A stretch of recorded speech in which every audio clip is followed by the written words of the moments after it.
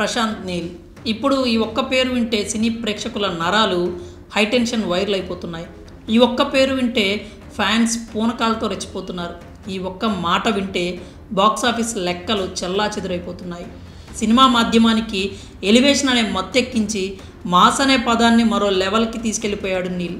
తాజాగా బాక్సాఫీస్ వద్ద ప్రశాంత్ నీల్ సృష్టించిన సలార్ జాతర జరుగుతోంది. అక్కడ కాటేరమ్మ కొడుకు ఒక్కో రికార్డుని ఊచకోత కోసుకుంటూ పోతున్నాడు. మన డైనోసార్ అన్ని సినీ ఇండస్ట్రీలపై పడి దుమ్ము దులిపేస్తున్నాడు. ఇంతటి విజయానికి కారణం ప్రశాంత్ నీల్. కానీ ఇలాంటి సమయంలో కూడా ఈ పాన్ ఇండియా డైరెక్టర్పై ఓ విమర్శ. ప్రశాంత్ నీల్ తన మొదటి చిత్రమైన ఉగ్రం సినిమానే మళ్ళీ సలార్గా తీశాడని కొంతమంది పెదవి విరుస్తున్నారు. నిజమే, సలార్లోని చాలా కథ ఉగ్రందే. ఇందులో దాపరికం ఏమీ లేదు. నిజానికి సినిమా విడుదలకి ముందే ప్రశాంత్ నీల్ ఈ విషయాన్ని స్పష్టంగా చెప్పాడు కూడా. కానీ సలార్ విషయంలో కొందరిది ఇంకా అదే విమర్శ. ఇది ఉగ్రం కథ అంటూ తలలో బాధేసుకుంటున్నారు. నిజానికి ఉగ్రం సినిమా వెనుక ప్రశాంత్ నీల్కి ఎన్నో బాధలు, కష్టాలు, నిద్రలేని రాత్రులు, ఆర్థిక ఇబ్బందులు ఉన్నాయి. ఉగ్రం కథను సినిమాగా చూడటం కోసం ప్రశాంత్ కష్టాలు పడ్డాడు, కన్నీళ్లు పెట్టుకున్నాడు. ఉన్న ఆస్తులంతా అమ్మి రోడ్డున పడే పరిస్థితికి వచ్చాడు. ఇంత నష్టం జరిగినా కూడా ఇప్పుడు మళ్ళీ ప్రశాంత్ నీల్ కావాలనే ఉగ్రం కథను ఎందుకు రీటైల్ చేశాడు? తనని కట్టుబట్టలతో రోడ్డున పడేసిన ఉగ్రం మూవీ అంటే నీల్కి ఎందుకు ఇంతటి ఇష్టం? తన జీవితాన్ని నరకప్రాయం చేసిన ఉగ్రం కథని మొత్తం ప్రపంచానికి చూపించాలన్న తపన దేనికి? అసలు ప్రశాంత్ నీల్ జీవితాన్ని ఉగ్రం సినిమా ఎన్ని మలుపులు తిప్పింది? ఇలాంటి అన్ని విషయాలు ఇప్పుడు తెలుసుకుందాం. ఈ ప్రపంచంలో అత్యంత విలువైనది ఆలోచన. ఆ చిన్న ఆలోచన చాలు కొన్ని సామ్రాజ్యాలు కూలిపోవడానికి. ఆ చిన్న ఆలోచనే చాలు ప్రపంచం మొత్తం నివ్వెరపోయే పని చేయడానికి. 2008లో ప్రశాంత్ నీల్కి కూడా ఇలాంటి ఓ ఆలోచనే వచ్చింది. అతను డైరెక్టర్ అవ్వాలని నిర్ణయించుకున్నాడు. 2001లో ప్రశాంత్ నీల్ డిగ్రీ పూర్తి చేశాడు. తర్వాత 7 ఏళ్ల పాటు హార్స్ రేస్ కోర్సులో మునిగి తేలాడు. ఓ మోస్తరుగా సెటిల్ అయిన కుటుంబం, డబ్బు గురించి లెక్కలేదు, జీవితంపై భయం లేదు. తన తోటి వారంతా ఉద్యోగాల్లో, వ్యాపారాల్లో సెటిల్ అవుతుంటే ప్రశాంత్ మాత్రం అందరి దృష్టిలో 7 ఏళ్లు ఖాళీగా ఉండిపోయాడు. అలాంటి స్థితిలోనే కుటుంబ ఇష్టానికి వ్యతిరేకంగా సినిమాల్లోకి రావాలని డిసైడ్ అయ్యాడు. తన బావ కన్నడ హీరో అయిన శ్రీ మురళికి ఈ విషయం చెప్పాడు నీల్. శ్రీమురళి ప్రోత్సాహంతోనే 70 అనే కన్నడ సినిమా కోసం అసిస్టెంట్గా పనిచేశాడు నీల్. 3 రోజులు షూట్కి వెళ్ళి పని నచ్చక ఆగిపోయాడు. అక్కడ ప్రశాంత్ నీల్కి నచ్చనిది షూటింగ్ మాత్రమే కానీ సినిమా కాదు. తరువాత ఓ మిత్రుడిని తోడు చేసుకొని బెంగళూరులోని గాంధీ నగర్లో ఓ రూమ్ తీసుకున్నాడు. రూమ్లో కూర్చొని లవ్ స్టోరీ రాయడం మొదలుపెట్టాడు. వరుస ఫ్లాపులతో ఉన్న శ్రీమురళికి నిర్మాతలకు గొడవైంది. ప్రశాంత్ నీల్ శ్రీమురళి ఆఫీస్కి వెళ్ళారు. ఆయన తన కుర్చీలో కోపంగా కూర్చొని ఉన్నారు. ఉగ్ర రూపంతో ఉన్న శ్రీమురళిని చూడగానే ప్రశాంత్ ఆలోచనలో మార్పు వచ్చింది. ఈయనకు లవ్ స్టోరీ సెట్ కాదు, సీరియస్ స్టోరీ అయితేనే సెట్ అవుతుంది అనుకున్నాడు. శ్రీమురళి కోసం ఒక కొత్త కథ రాయటం మొదలుపెట్టాడు ప్రశాంత్ నీల్. దాదాపు 6 నెలలు కష్టపడి కథను పూర్తి చేశాడు. తర్వాత శ్రీమురళిని సినిమా చేయడానికి ఒప్పించాడు. ఇక్కడ ప్రశాంత్ నీల్ లెక్క ఓ మంచి సినిమా చేయడం మాత్రమే కాదు, మొత్తం కన్నడ ఇండస్ట్రీకి పేరు వచ్చే అంత మంచి సినిమా తీయటం.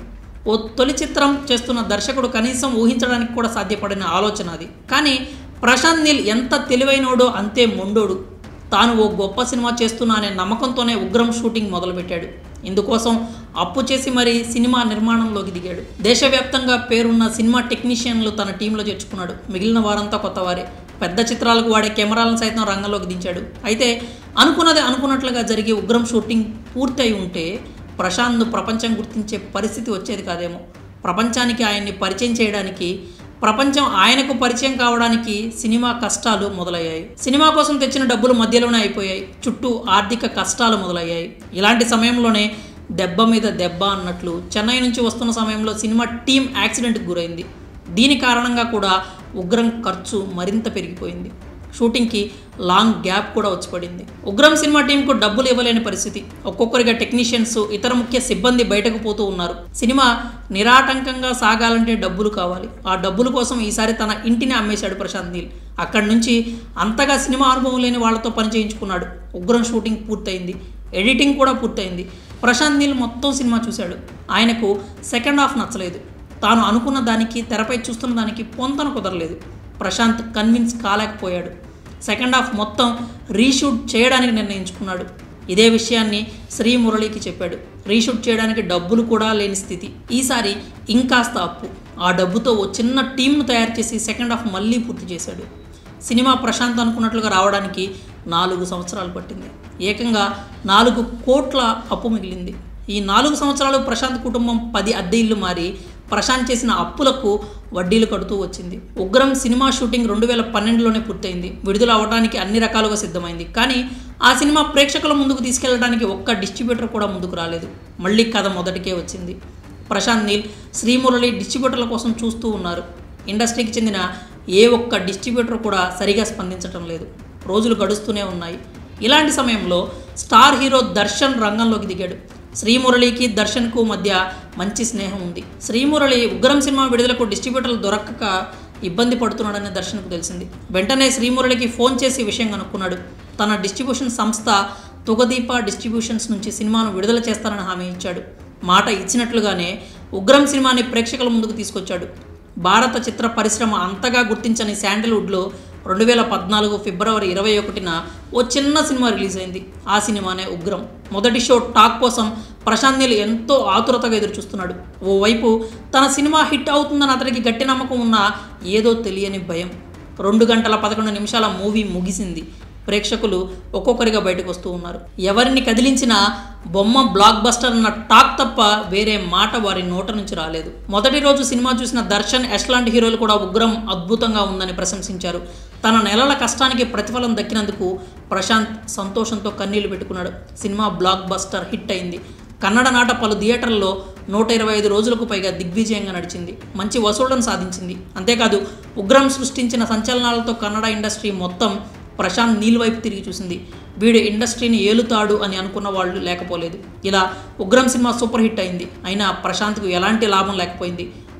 అప్పులుగానే మిగిలిపోయాయి. కర్ణుడి చావుకు అనేక కారణాలన్నట్లు ఉగ్రం ఆర్థికంగా సక్సెస్ కాలేకపోవడానికి కూడా చాలానే కారణాలున్నాయి. సినిమాకు సరైన పబ్లిసిటీ లేదు. ఆ సమయంలో మురళి హీరోగా మార్కెట్లో లేడు. పైగా దర్శకుడు ప్రశాంత్ నీల్ కొత్త వ్యక్తి. దానికి తోడు పైరసీ భూతం ప్రశాంత్ను తలకిందులు చేసింది. ఉగ్రం చూసిన వాళ్ళలో ఎక్కువ మంది పైరసీలో చూసిన వాళ్ళు కావడం గమనార్హం. పైగా మంచిగానే కలెక్షన్స్ వచ్చిన సినిమా ఓవర్ బడ్జెట్ అయిపోయింది. దీనికి తోడు శాటిలైట్ విషయంలో కూడా ఇబ్బంది ఎదురైంది.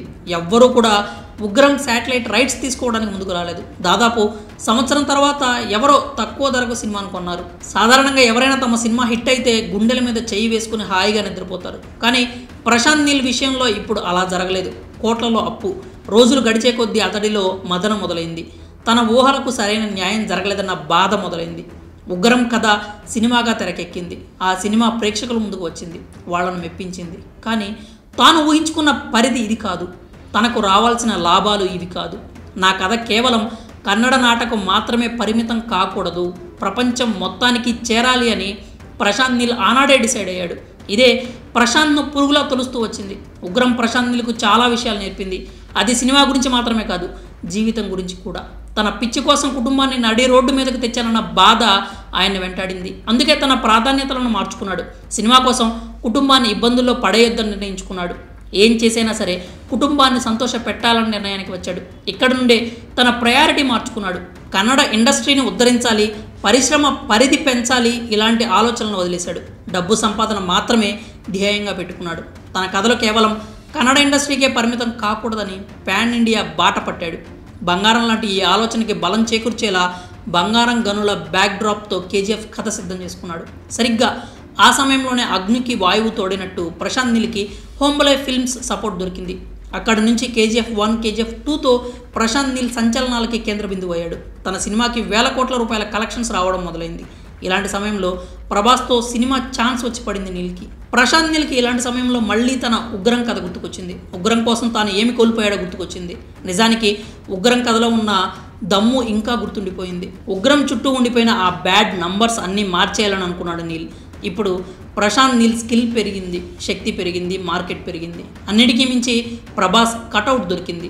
ఇందుకే ఉగ్రం కథని మళ్ళీ తెరకెక్కించాలని, ఈసారి కాసుల వర్షం కురిపించాలని నిర్ణయించుకున్నాడు. ఆ ఉగ్రం కథకి కాన్సార్ అనే ఓ ఫిక్షనల్ వరల్డ్ యాడ్ చేసి సలార్గా మార్చేశాడు. ఇందుకోసం కావాల్సిన అన్ని మార్పులు చేసుకున్నాడు. ఫైనల్గా సలార్ సూపర్ సక్సెస్. అండర్ ప్లేలో ఉండే ఉగ్రం కథ ఇంకా హిట్. ఇప్పుడు ప్రశాంత్ ఎక్కడ పోగొట్టుకున్నాడో అక్కడే గెలుచుకున్నాడు, అక్కడే సాధించాడు. ఈసారి ఇంకాస్త ఎక్కువగా ఒడిసి పట్టుకున్నాడు. చివరగా సినిమా విడుదలకు ముందు ఒక్కసారి ప్రశాంత్ నీల్ చెప్పిన మాటలు గుర్తు తెచ్చుకుందాం. ఉగ్రం కథ ఎక్కువ మంది ప్రేక్షకులకు చేరాలని నేను అనుకున్నాను. 2014లో సినిమా థియేటర్లో రిలీజ్ అయింది. కానీ నా కళ నెరవేరలేదు. ఆ కథకు న్యాయం చేయకుండా ముందుకు వెళ్ళాలని నాకు అనిపించలేదు. నా బుర్రలో వేరే కథలు ఉన్నా ఉగ్రం కథకు న్యాయం చేయాలని అనిపించింది. ఉగ్రం కథకు నా మనసులో ప్రత్యేక స్థానం ఉంది. కేజీఎఫ్ సినిమా అంత ఎత్తుకు ఉగ్రం వెళ్ళాలి అని భావించాను. నేను సలార్ను ఉగ్రం రీమేక్గా చూడడం లేదు, ప్రభాస్కు తగ్గట్టుగా చాలా మార్పులు చేశాను అని సలార్ సినిమా విడుదలకు ముందు ప్రశాంత్ నీల్ ఓ ఇంటర్వ్యూలో అన్న మాటలు ఇవే. ఇప్పుడు వాటిని నిజం చేసి చూపించాడు నీల్. మరి ఇన్ని కష్టాలు పడి ఉగ్రం కథతో ఎక్కడైతే పోగొట్టుకున్నాడో మళ్ళీ సలార్ కథతో అక్కడే దక్కించుకున్న ప్రశాంత్ నీల్పై మీ అభిప్రాయాలు ఏంటో కామెంట్స్ రూపంలో తెలియజేయండి.